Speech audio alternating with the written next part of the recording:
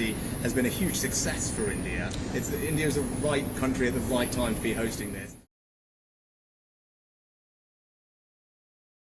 Well, I think the bilateral relationship is in good health, and Prime Minister Modi and I are keen to deepen and broaden our relationship. The FTA is an obvious way for us to do that, which is why it remains our priority. And as I said, hard work to go, but I hope we can conclude a successful FTA. I think we can strengthen our security relationship as well. That's something that I've spoken to the Prime Minister about. And then something I'm particularly excited about is increasing the collaboration between our incredible researchers, our scientific community, our universities. The UK and India are two of the leading science technology superpowers of the world, and I think if we work more closely together, we can create jobs, create new businesses, and help solve some of the world's most pressing problems.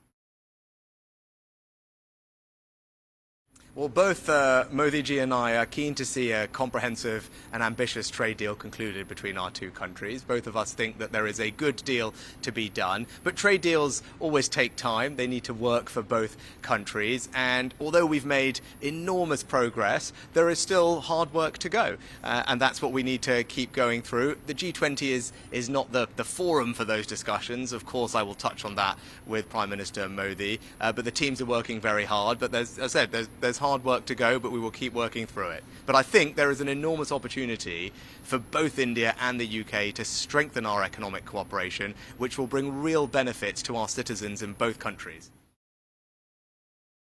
Well, it's not for me to tell India what positions to take on international issues, but I know India rightly cares about the international rule of law, the UN Charter, and respect for territorial integrity. I think those are things that are universal values that we all share.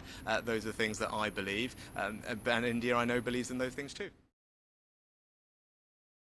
Let me just say unequivocally that no form of extremism or violence like that is acceptable in the UK, and that's why we are working very closely with the Indian government to particularly tackle PKE, pro-Khalistan extremism. I don't think it's right. Our security minister recently was just in India talking to his counterparts.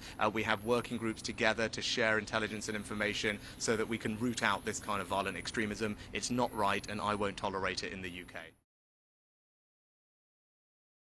And I have enormous respect for Modi ji, and he's been personally very warm and kind to me, and we're working very hard, as I said, on our shared ambition of concluding an ambitious and comprehensive trade deal between India and the UK, because both of us think that would be a good thing, and both of us need to make sure it works for our two countries. And at forums like this, I'm very keen to support Prime Minister Modi in making sure that this G20 is an enormous success for India, which I know it will be, and this has been a great year for India more generally. My wife is from here, from Bangalore. We got married in Bangalore. We used to spend lots of time together before we had children in Delhi, and we're trying to figure out if we can go to one of our old favourite restaurants this evening.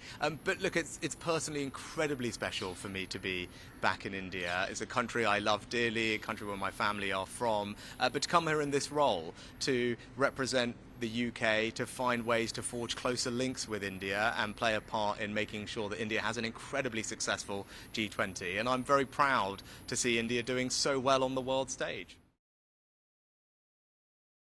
Yeah, so I'm a proud Hindu, and that's how I was raised. That's how I am. Hopefully, I can visit Amanda while I'm here for the next couple of days. And yes, we've just had Raksha Bandhan, so from my sister and my cousins, I have all my Rakis. And you know, I didn't have time to celebrate Janmashtami properly the other day, but hopefully, as I said, I can make up for that if we visit Amanda this time. But it's something that is important to me. I think faith is something that helps everybody who has faith in their lives, particularly when you have these stressful jobs like I do.